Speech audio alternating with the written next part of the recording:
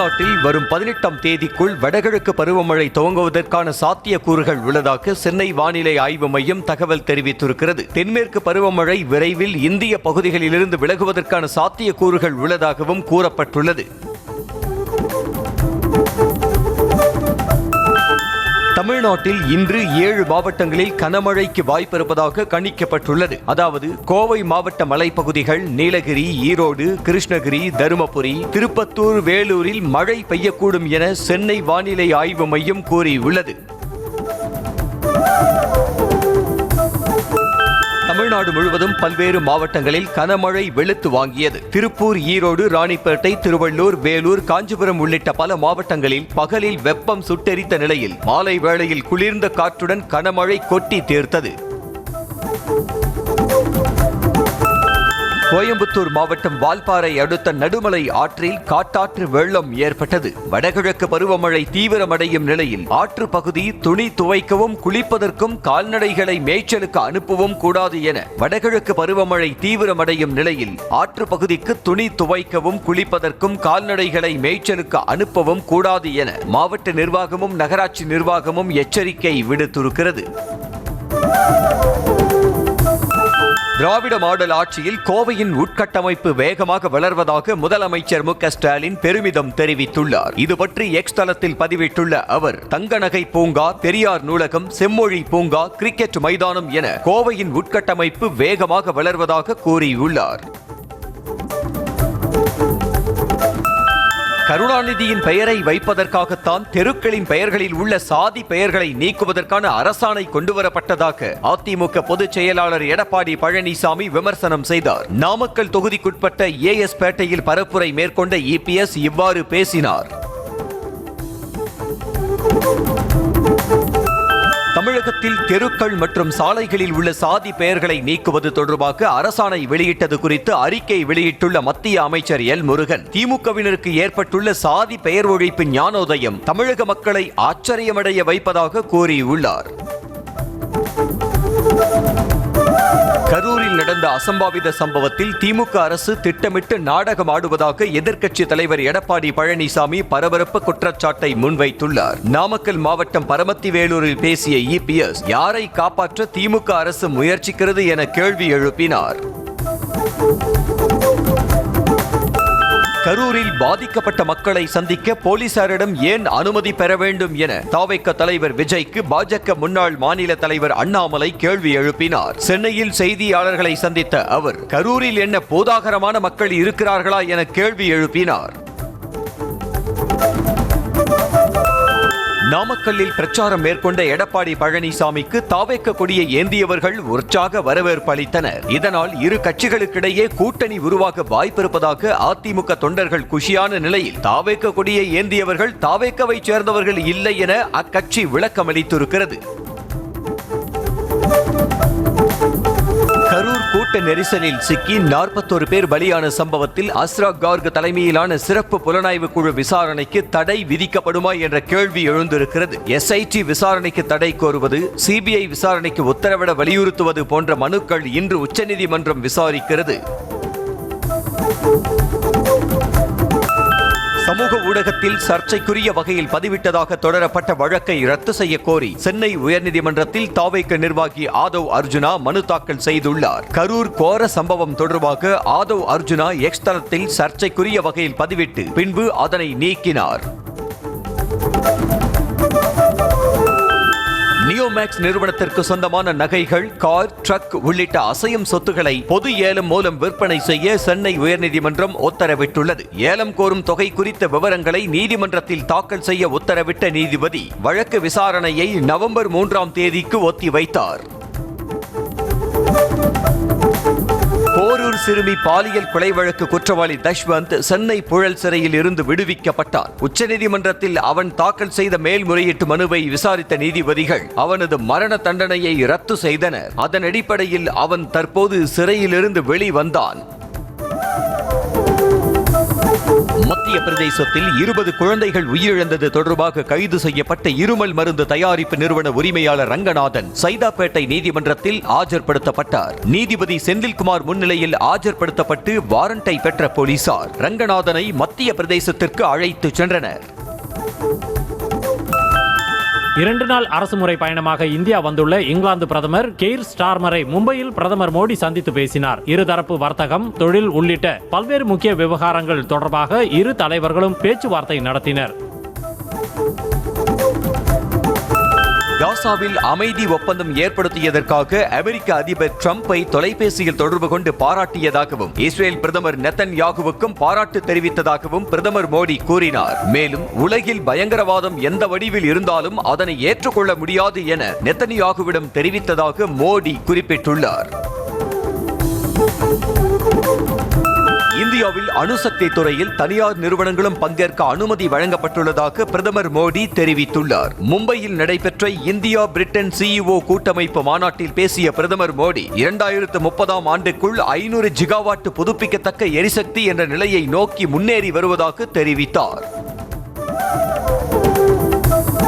காசாவில் இனப்படுகொலை செய்த இஸ்ரேல் பிரதமரை மோடி பாராட்டியிருப்பது வெட்கக்கேடானது என காங்கிரஸ் விமர்சித்துள்ளது. காசாவின் மேற்கு கரையில் இஸ்ரேலின் ஆக்கிரமிப்பு அதிகரித்து வருவது பற்றி இந்தியா மௌனம் சாதித்து வருவதாகவும் காங்கிரஸ் கட்சி கடுமையாக சாடியுள்ளது. பிற்படுத்தப்பட்ட மக்களுக்கு எதிரான அநீதி உச்சத்தில் உள்ளது என்பது ஹரியானாவில் மூத்த IPS அதிகாரி தற்கொலை செய்து கொண்டதன் மூலம் தெரிய வந்திருப்பதாக மக்களவை எதிர்க்கட்சி தலைவர் ராகுல் காந்தி குற்றம் சாட்டியுள்ளார். பாஜக மற்றும் RSS சமூகத்தில் விஷத்தை பரப்பி உள்ளதாகவும் சாடினார். திடக்கழிவுகளை சாலை கட்டுமானத்திற்கு பயன்படுத்தும் பணி 2027ஆம் ஆண்டுக்குள் தொடங்கும் என மத்திய அமைச்சர் நிதின் கட்கரி தெரிவித்துள்ளார். டெல்லியில் நடைபெற்ற வர்த்தக கூட்டமைப்பு கூட்டத்தில் பேசிய அவர் நவீன தொழில்நுட்பம் மற்றும் தலைமை பண்பின் கொள்கையை பயன்படுத்தி கழிவுகளை செல்வமாக மாற்றலாம் என தெரிவித்தார். வாக்காளர் பட்டியல் திருத்த சிறப்பு தீவிர பணி என்ற பெயரில் தேசிய குடிமக்கள் பதிவேடு கொண்டுவர பாஜக முயற்சி செய்வதாக மேற்குவங்க முதலமைச்சர் மமதா பானர்ஜி குற்றம் சாட்டியுள்ளார். நெருப்புடன் விளையாட வேண்டாம் என்றும் இல்லையென்றால் மக்களின் கோபத்திற்கு ஆளாக நேரிடும் எனவும் அவர் எச்சரிக்கை விடுத்துள்ளார். இமாச்சல பிரதேசத்தில் மலைப்பாதையில் சென்று கொண்டிருந்த கார் மீது திடீரென உருண்டு வந்து விழுந்த பெரிய பாறையின் அதிர்ச்சியூட்டும் வீடியோ காட்சி வெளியாகியுள்ளது. இந்த சம்பவத்தில் காரின் முன்பகுதி முழுமையாக சேதமடைந்த நிலையில் உள்ளே இருந்தவர்கள் நல்வாய்ப்பாக உயிர் தப்பினர். கேரளாவின் கண்ணூரில் வணிக வளாகத்தில் ஏற்பட்ட பயங்கர தீ விபத்தில் 10க்கும் மேற்பட்ட கடைகள் தீக்கிரையாகின. தகவல் அறிந்து வந்த தீயணைப்பு வீரர்கள் தீயை அணைக்க போராடினர். இச்சம்பவம் அப்பகுதி முழுவதும் பெரும் பரபரப்பை ஏற்படுத்தியது. உத்தரப்பிரதேச மாநிலம் அயோத்தியில் உள்ள வீடு ஒன்றில் திடீரென ஏற்பட்ட வெடி விபத்தில் 5 பேர் உடல் சிதறி பரிதாபமாக உயிரிழந்தனர். சிலிண்டர் அல்லது குப்பர் வெடித்ததாக கூறப்படும் நிலையில் வீடும் தரைமட்டமாகின.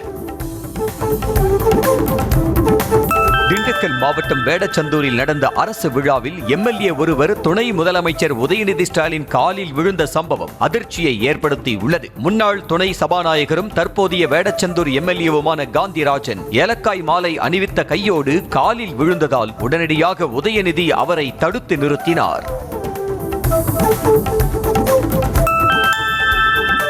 தேர்தல் வழக்கில் சாட்சியம் அளிக்க முன்னாள் முதலமைச்சர் O பன்னீர்செல்வம் சென்னை உயர்நீதிமன்றத்தில் நேரில் ஆஜரானார். கடந்த மக்களவைத் தேர்தலில் ராமநாதபுரம் தொகுதியில் போட்டியிட்ட அவர் நவாஸ்கனி MP-யின் வெற்றியை எதிர்த்து தேர்தல் வழக்கு தொடர்ந்துள்ளார். இந்த வழக்கை நீதிபதி கார்த்திகேயன் விசாரித்து வருகிறார்.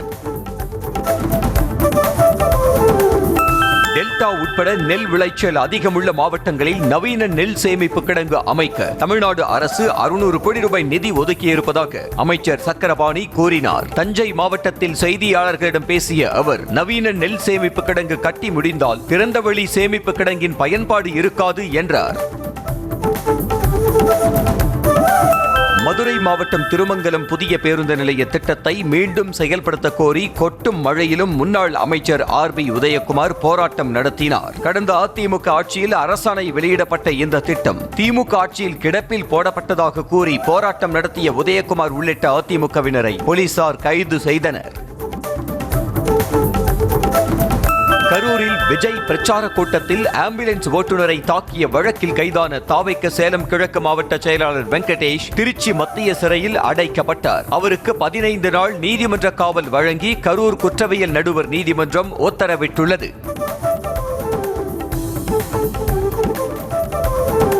புராதன சின்ன ஆணையத்தை தமிழ்நாடு அரசு அமைக்காதது ஏன் என சென்னை உயர்நீதிமன்றம் கேள்வி எழுப்பியுள்ளது. திருவண்ணாமலை அண்ணாமலையார் கோயில் அருகே நடக்கும் கட்டுமான பணிகள் தொடர்பான வழக்கை விசாரித்த நீதிமன்றம் 4 வாரங்களில் ஆணையத்தை அமைக்க உத்தரவிட்டது.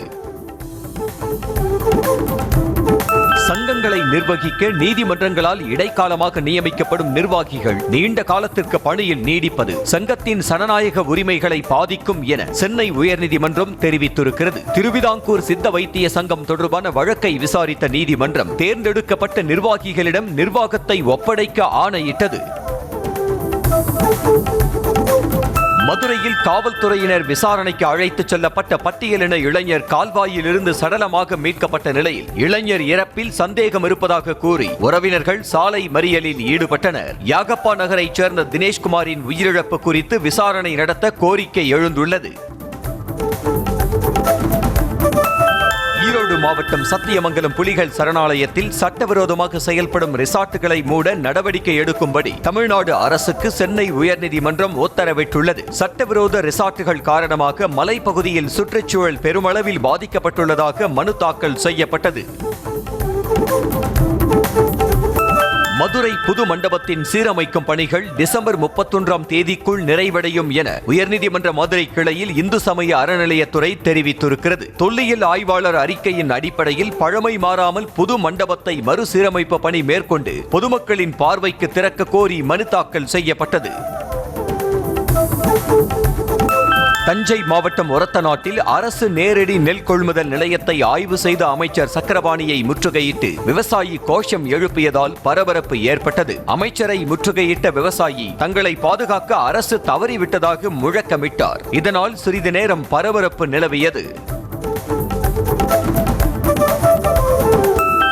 கடலூர் மாவட்டம் சிறுகாட்டூர், ஆச்சாள்புரம், அல்லியூர் உள்ளிட்ட கிராமங்களைச் சேர்ந்த பள்ளி மாணாக்கர்கள் தங்களுக்கு கூடுதல் பேருந்து வசதியை ஏற்படுத்தி தர வேண்டும் என கோரிக்கை விடுத்துள்ளனர். இந்த கிராமங்களிலிருந்து 4 கிலோமீட்டர் தொலைவில் உள்ள பள்ளிக்கே மாணவர்கள் சென்று வரும் நிலையில் முறையான பேருந்து வசதியின்றி மாணாக்கர்கள் நடந்து செல்கின்றனர். சென்னை கொளத்தூர் பகுதியில் உள்ள 1.5 கோடி ரூபாய் மதிப்பிலான இடத்தை போலியான ஆவணத்தை கொண்டு விற்பனை செய்ததாக தனியார் தியேட்டர் உரிமையாளர் உட்பட 2 கைது செய்யப்பட்டனர். சீனிவாசன் மற்றும் இளஞ்செழியன் ஆகிய 2 மத்திய குற்றப்பிரிவு போலீசார் விசாரித்து வருகின்றனர்.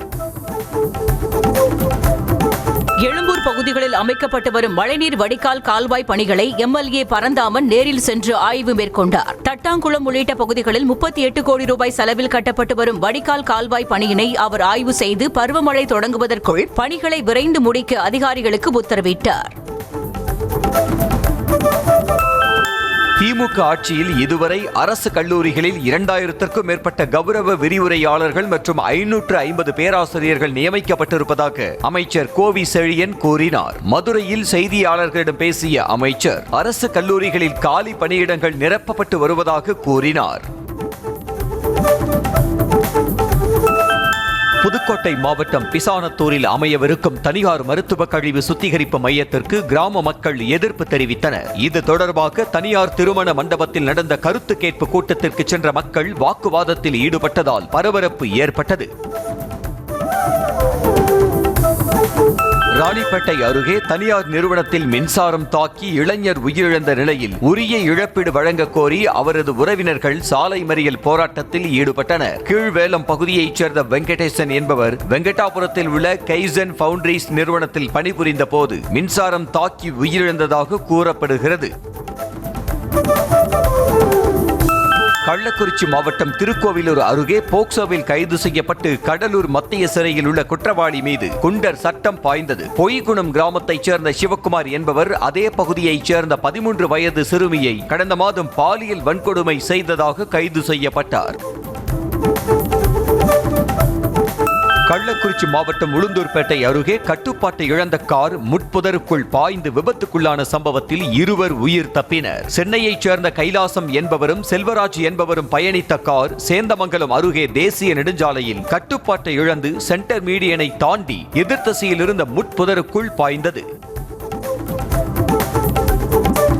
கடலூர் மாவட்டம் பொன்னேரி 4 முனை சந்திப்பில் இருசக்கர வாகனமும் காரும் மோதிக்கொண்ட விபத்தில் 2 படுகாயமடைந்தனர். நெய்வேலியிலிருந்து வேப்பூர் நோக்கி வந்த விக்னேஷ் என்பவரது காரும் முட்லூர் நோக்கி 2 பேருடன் சென்ற 2 வீலரும் மோதிக்கொண்டது. செங்கல்பட்டு மாவட்டம் திருமணி பகுதியில் ராணுவ வீரருக்கு ஒதுக்கப்பட்ட நிலத்தில் ஊராட்சி மன்ற தலைவரின் கணவர் அத்துமீறி குளம் அமைப்பதாக குற்றச்சாட்டு எழுந்திருக்கிறது. மின்வாரிய அலுவலக ஊழியரான ராமச்சந்திரன் தனது மனைவி ஊராட்சி மன்ற தலைவி என்கிற அதிகாரத்தை பயன்படுத்தி அராஜகம் செய்து வருவதாக கூறப்படுகிறது.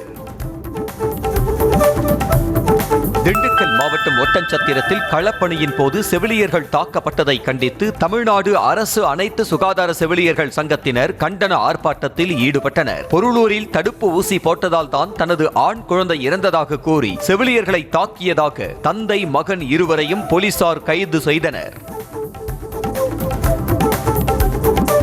ஈரோடு மாவட்டம் பர்கூர் மலைப்பகுதியில் கஞ்சா செடி பயிர் செய்ததாக 2 கைது செய்யப்பட்டனர். தம்முரெட்டி கிராமத்தைச் சேர்ந்த மாதன் மற்றும் மாதவன் ஆகியோர் மலைப்பகுதியில் பயிரிட்டிருந்த கஞ்சா செடிகளை கண்டறிந்து போலீசார் அழித்தனர்.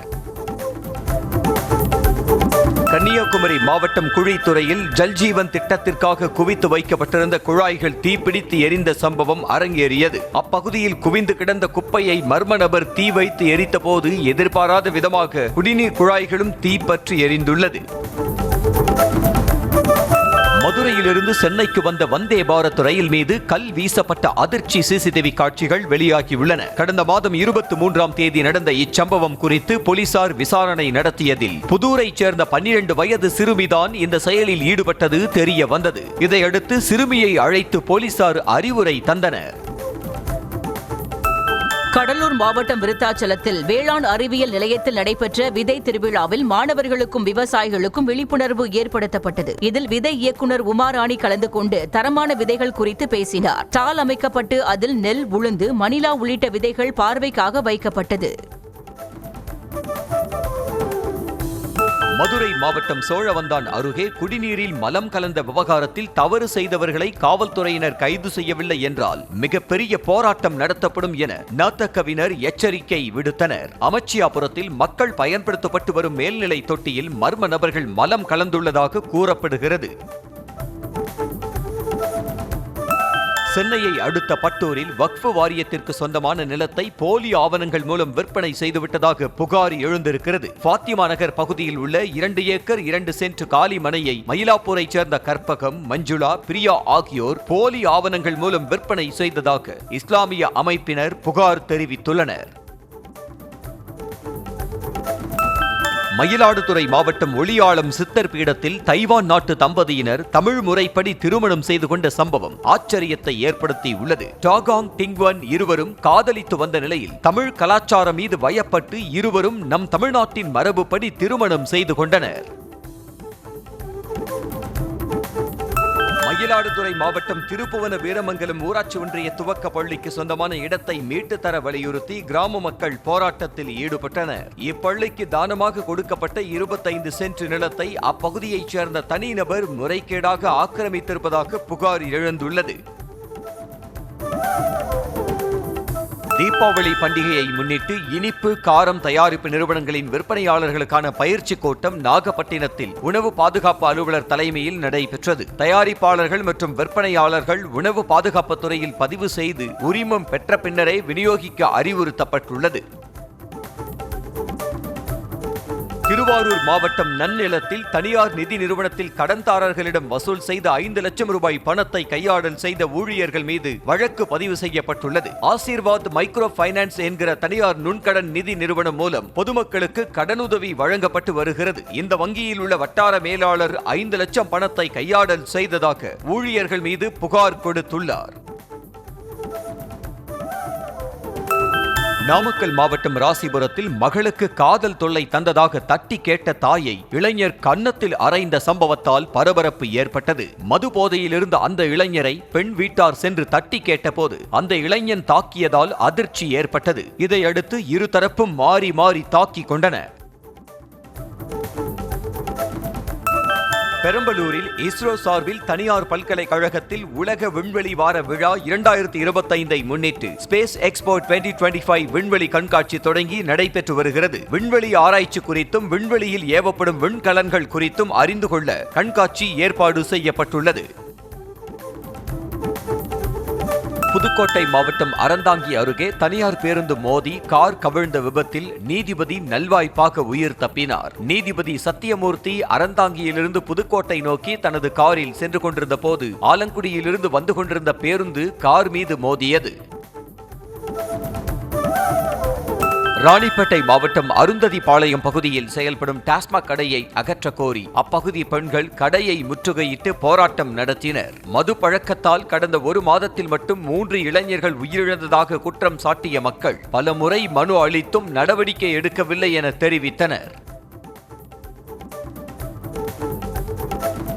ராணிப்பேட்டை மாவட்டம் அரக்கோணம் அருகே வயதான தாயை கொலை செய்த மகனுக்கு 14 ஆண்டு காலம் ஆயுள் தண்டனை விதித்து மாவட்ட நீதிபதி உத்தரவிட்டார். குருவராஜபேட்டையைச் சேர்ந்த ராஜா என்பவர் தனது தாய் அமிர்தம்மாளை சித்திரவதை செய்து கொலை செய்ததாக கடந்த 2 ஆண்டுகளுக்கு முன்பு கைது செய்யப்பட்டிருந்தார். தென்காசி மாவட்டம் கடையநல்லூர் பகுதியில் தெருநாய்க்கடியால் ஒரே நாளில் 11 பேர் பாதிக்கப்பட்ட சம்பவம் மக்களிடையே பீதியை உண்டாக்கியுள்ளது. கடையநல்லூர் நகராட்சி பகுதியில் தெருநாய் தொல்லை அதிகரித்திருக்கும் நிலையில் நேற்று முன்தினம் 20க்கும் மேற்பட்டவர்களை நாய் கடித்திருக்கிறது.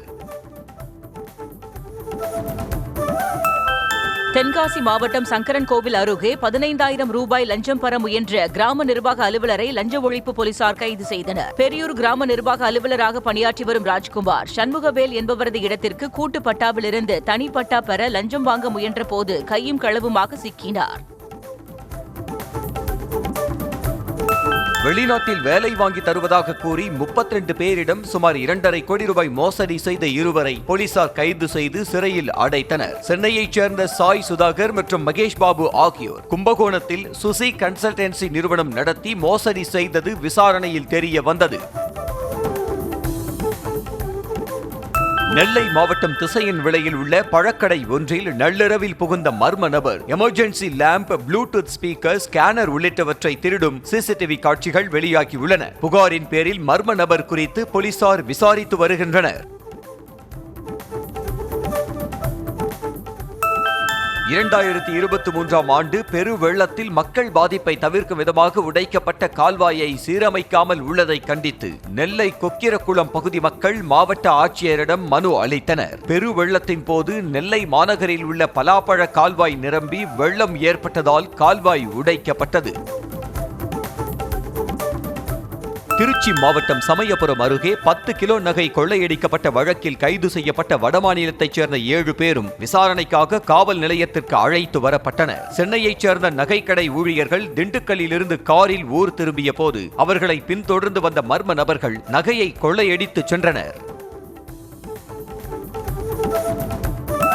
வேலூர் மாவட்டம் குடியாத்தம் பகுதியில் உரிய ஆவணங்கள் இன்றி கொண்டுவரப்பட்ட பட்டாசு லாரியை போலீசார் பறிமுதல் செய்தனர். ஆன்லைனில் ஆர்டர் செய்த வாடிக்கையாளர்களுக்காக சிவகாசியிலிருந்து கொண்டு வரப்பட்ட பட்டாசு லாரியில் போதுமான ஆவணங்கள் இல்லை என விசாரணையில் தெரிய வந்தது.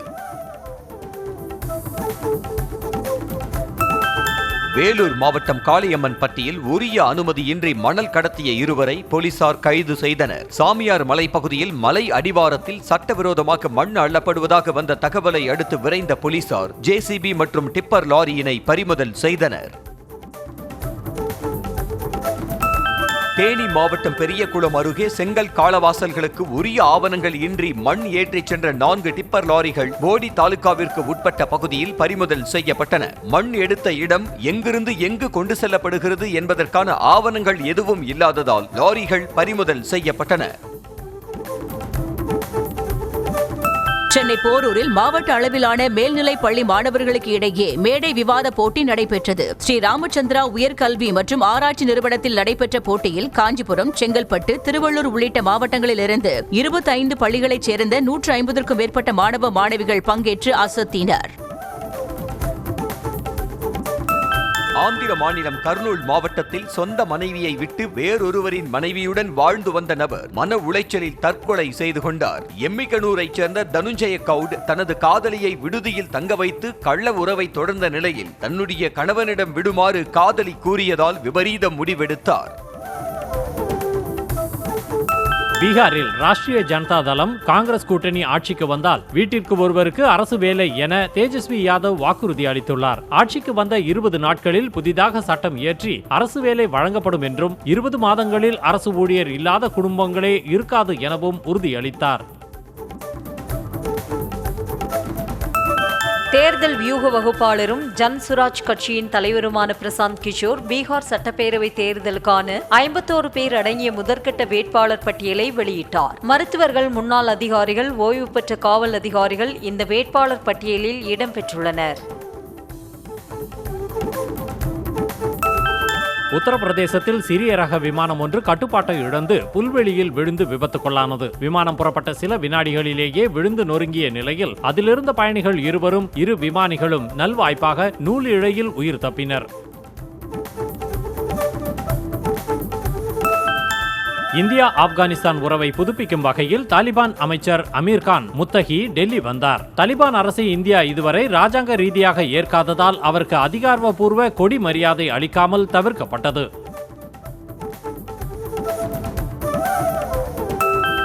கேரள மாநிலம் மலப்புரம் மாவட்டத்தில் சாலையோர உணவகத்தில் கேஸ் சிலிண்டர்கள் வெடித்து சிதறிய வீடியோ வெளியாகி பரபரப்பை ஏற்படுத்தியது. வெற்றிரை சுங்கச்சாவடி அருகே செயல்பட்டு வந்த உணவகத்தில் திடீரென கேஸ் கசிவு ஏற்பட்டு தீ பிடித்தது. இதில் 2 சிலிண்டர்கள் அடுத்தடுத்து பயங்கர சப்தத்துடன் வெடித்து சிதறின. 2025ஆம் ஆண்டுக்கான அமைதிக்கான நோபல் பரிசு இன்று அறிவிக்கப்படுகிறது. இந்தியா, பாகிஸ்தான் போர் உள்பட 7 போர்களை தடுத்து நிறுத்தியவர் தான் என தம்பட்டம் அடித்துக் கொள்ளும் அமெரிக்க அதிபர் டிரம்பிற்கு நோபல் பரிசு அறிவிக்காவிடில் அந்த செய்தியை எப்படி எதிர்கொள்வார் என உலகம் முழுவதும் விவாதம் எழுந்துள்ளது.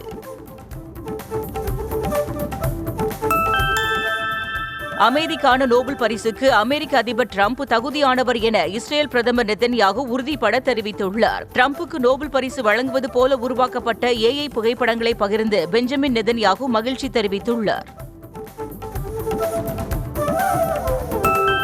கடந்த ஆண்டு 38 பேர் கொல்லப்பட்ட அஜர்பைஜான் விமான விபத்துக்கு ரஷ்ய வான் பாதுகாப்பு படைகளே காரணம் என ரஷ்ய அதிபர் புட்டின் ஒப்புக்கொண்டுள்ளார். உக்ரைன் ட்ரோன்களை கண்காணித்த போது ரஷ்யாவால் ஏவப்பட்ட 2 வான் பாதுகாப்பு ஏவுகணையால் விமானம் சேதமடைந்ததாகவும் இந்த சம்பவத்திற்கு மன்னிப்பு கேட்டுக்கொள்வதாகவும் புட்டின் தெரிவித்தார்.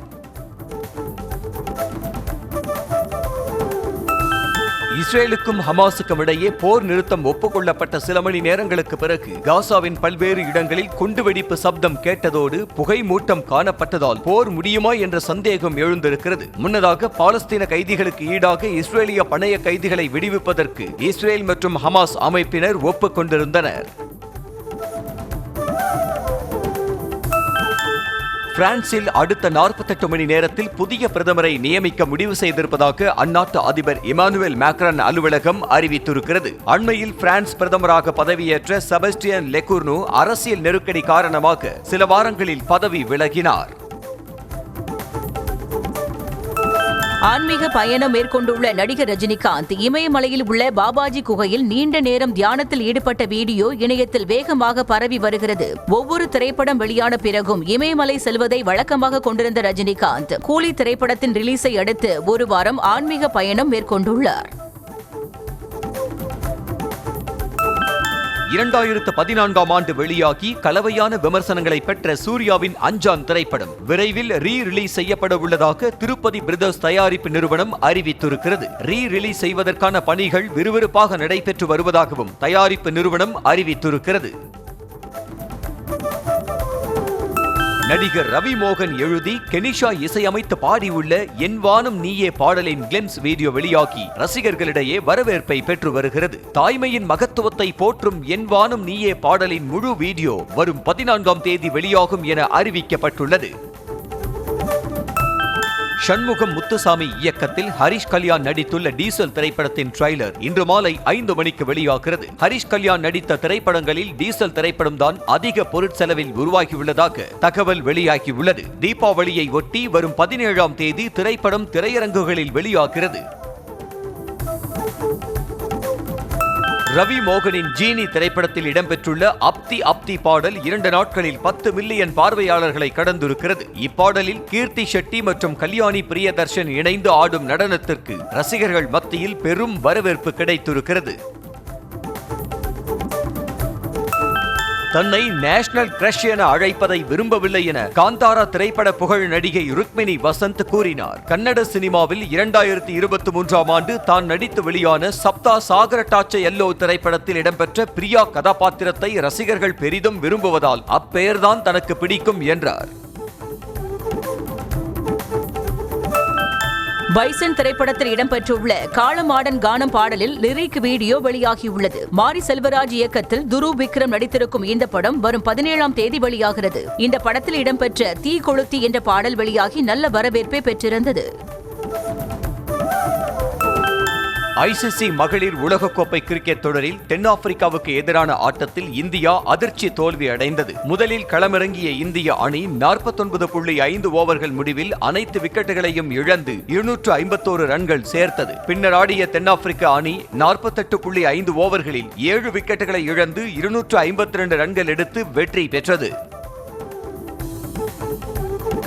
ரோஹித் சர்மா மற்றும் விராட் கோலி ஆகிய இருவருமே இந்திய அணியில் தொடர்ந்து நீடிப்பார்கள் என ஒருநாள் தொடருக்கான கேப்டன் சுப்மன் கில் கூறினார். ரோஹித், கோலி ஆகிய இருவரின் சாதனைகளை அவ்வளவு எளிதில் யாராலும் முறியடிக்க முடியாது எனவும் கேப்டன் கில் கூறினார். ப்ரோ கபடி லீக் தொடரில் சென்னையில் நடைபெற்ற ஆட்டத்தில் தபாங்கு டெல்லியை வீழ்த்தி பெங்கால் வாரியர்ஸ் த்ரில் வெற்றி பெற்றது. விறுவிறுப்பாக நடைபெற்ற ஆட்டத்தில் பெங்கால் வாரியர்ஸ் அணி 37-36 என்ற புள்ளி கணக்கில் தபாங் டெல்லி அணியை வீழ்த்தி வெற்றி பெற்றது. மதுரையில் அமைக்கப்பட்டுள்ள தமிழ்நாட்டின் 2வது மிகப்பெரிய கிரிக்கெட் மைதானத்தை கிரிக்கெட் ஜாம்பவான் தோனி குத்துவிளக்கு ஏற்றி திறந்து வைத்தார். சிந்தாமணி பகுதியில் வேலம்மாள் குழுமம் சார்பாக 350 கோடி ரூபாய் செலவில் 12.5 ஏக்கர் நிலப்பரப்பில் சர்வதேச தரத்திலான கிரிக்கெட் மைதானம் கட்டப்பட்டுள்ளது. இந்தியாவில் மெஸ்ஸி விளையாடும் கால்பந்து போட்டிக்கான டிக்கெட் விற்பனை வரும் 15ஆம் தேதி தொடங்கும் என்று அறிவிக்கப்பட்டுள்ளது. நவம்பர் மாதத்தில் கேரளா வரும் அர்ஜென்டினா அணி நட்பு ரீதியான ஆட்டத்தில் ஆஸ்திரேலியாவுடன் பல பரீட்சை நடத்துகிறது. இந்த டிக்கெட்டுகளின் விலை தோராயமாக 3,500 ரூபாய் முதல் 10 லட்சம் வரை இருக்கலாம் என்று தெரிவிக்கப்பட்டுள்ளது. சீனாவின் பெய்ஜிங் நகரில் நடைபெற்று வரும் ஷாங்காய் மாஸ்டர்ஸ் டென்னிஸ் தொடரில் செர்பியாவின் ஜோகோவிச் அரையிறுதிக்கு முன்னேறினார். காலிறுதியில் பெல்ஜியத்தின் ஜிஜோ பெர்க்கை எதிர்கொண்ட ஜோகோவிச் 6-3 மற்றும் 7-5 என்ற கணக்கில் வெற்றி பெற்றார்.